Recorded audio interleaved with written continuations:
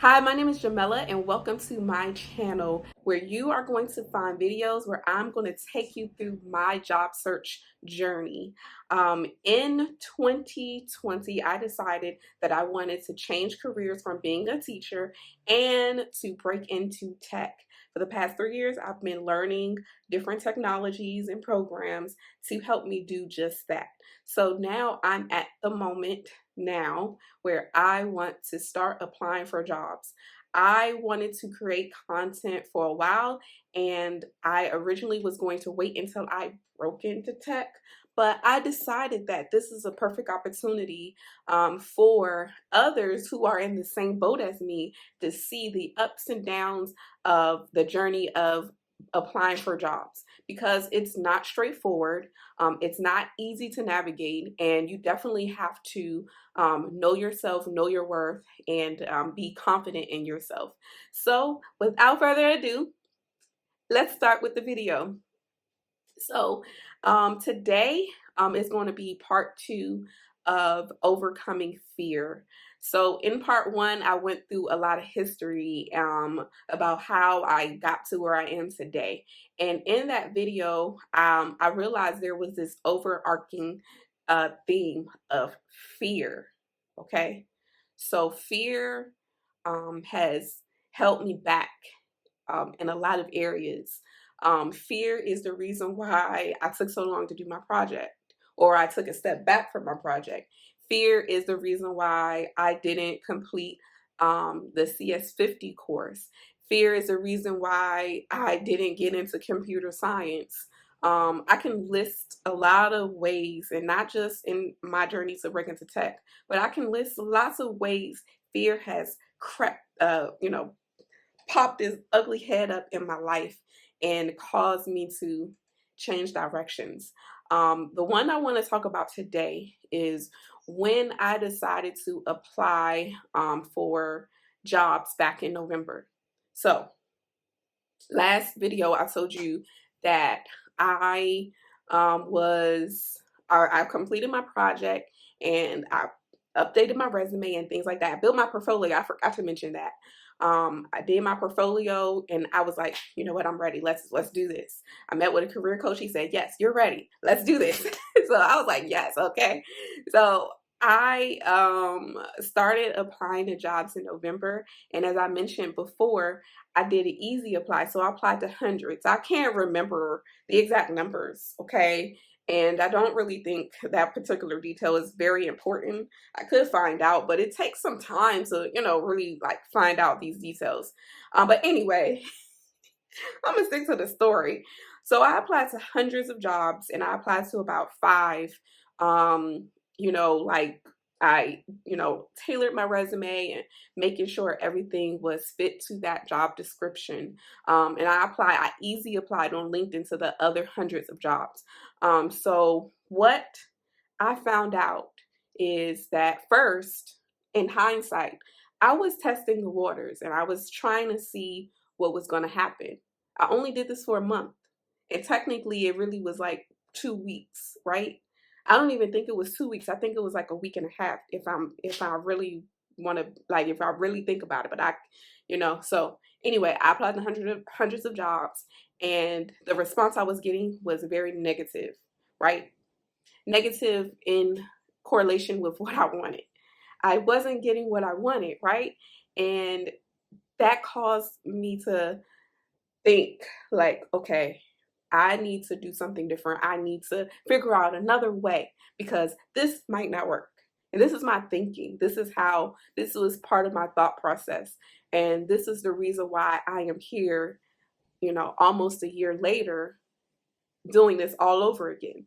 So that being said, I've looked into apprenticeships, and I was looking for other learning opportunities that will help, basically bridge the gap between being a junior developer and someone who, or looking for companies that, want to help junior developers and help people like me find the opportunity that's perfect for them.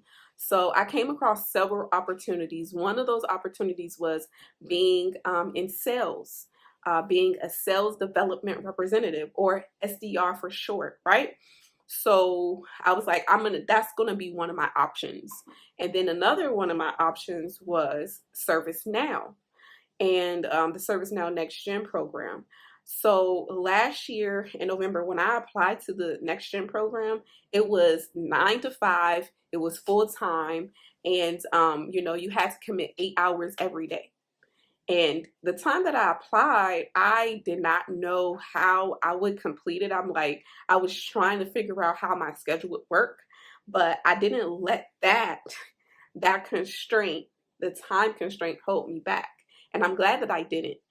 Because the following year, which was like around April or so, the end of April, I received the email that, I had to complete like a welcome to ServiceNow course. And I think I had to complete like a computer literacy thing. And after I did that, I was accepted into the program. I was very excited. Not only was I accepted into the program, but it wasn't full time. This program was self-guided, and they gave me 22 weeks to complete about, I don't know the exact hours, but a lot of coursework, right? Perfect. It was perfect for me, perfect for my schedule, perfect because, I was only working 30 hours a week, but I'm also a mother and a wife, as I mentioned before, right? So, I don't have a lot of time it's not that I don't have a lot of time, but I would have had to quit my job and, you know, not make any money in. That's another story that I think I want to get into another video about how I feel worthless when I'm not making money. And, right now at this moment, I haven't worked in about a month. However, I know that it's coming, so I feel better. Oh man, the things that I tell myself, the stories that I tell myself. So anyway, I went through the Next Gen program, and then I actually just completed it last week. I did a group project, and I learned a lot about myself, and I also learned how to uh, collaborate with other people. It was awesome. I loved it. I enjoyed it. And the biggest takeaway for me doing that project was that I bring value to the table. One of my team members said that, "Hey, you are very proactive. I appreciate that." And I'm like, "What? I'm proactive? You're right. I am proactive." So many times I tell myself that I'm not something, or the skills that I do have, the skills that I bring to the table, I'm like, oh, those mean nothing because I'm not the best at it.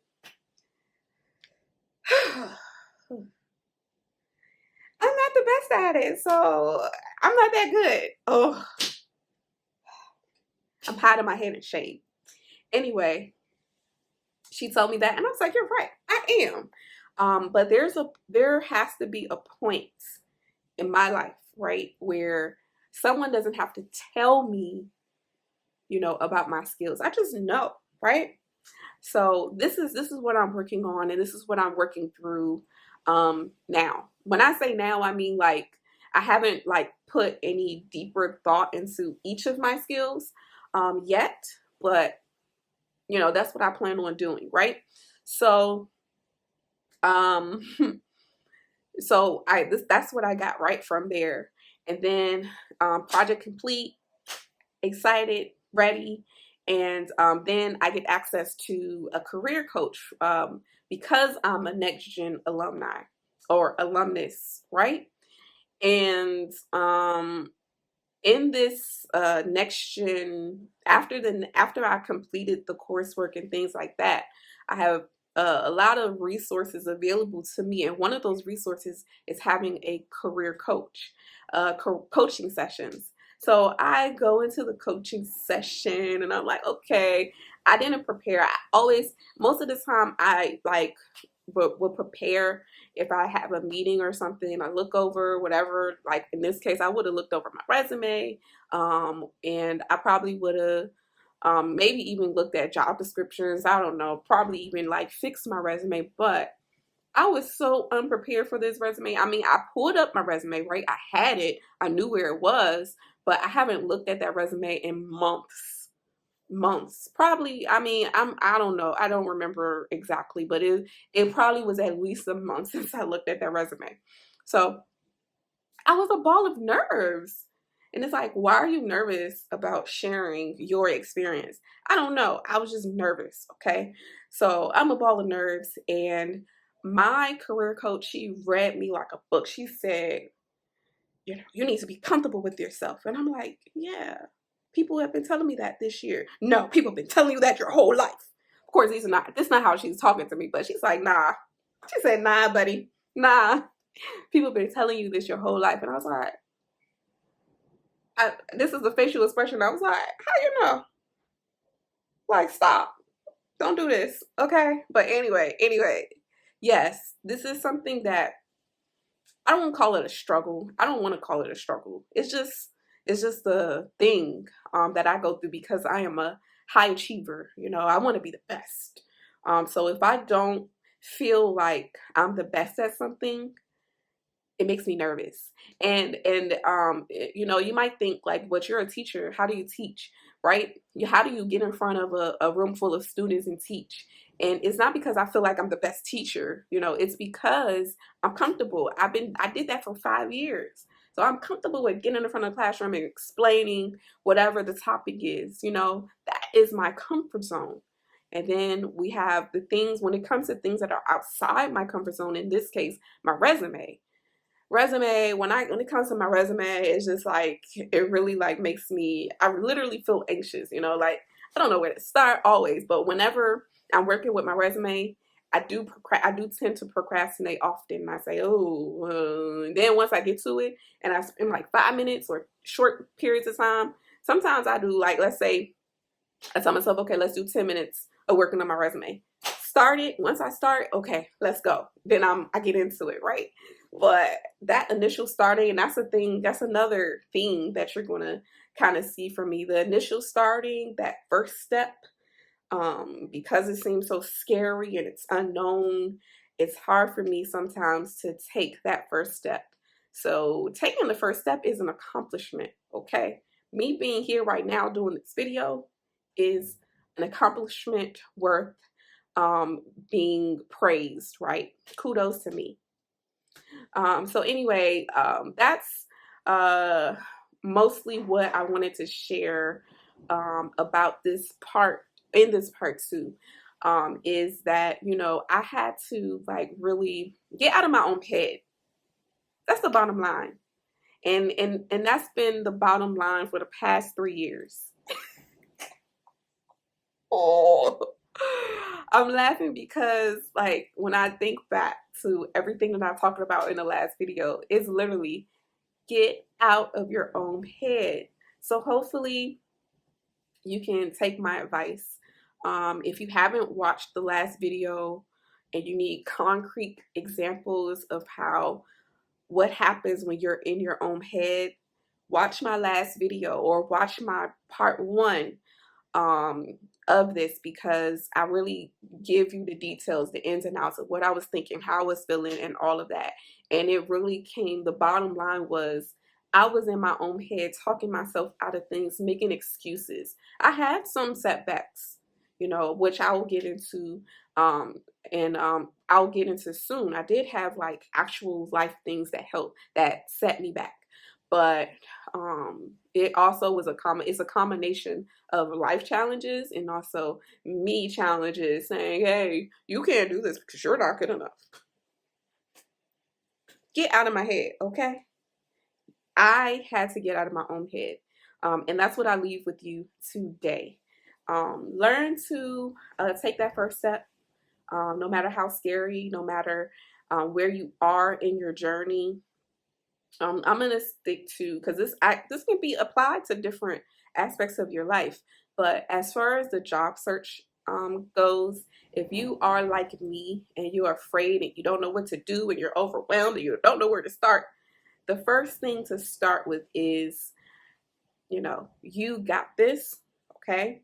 The first thing to start with is you bring something to the table. Even if you don't have job experience, uniquely you are unique. You bring some value to any place that you are going to go into. And this is real. This is not just me just saying words, okay?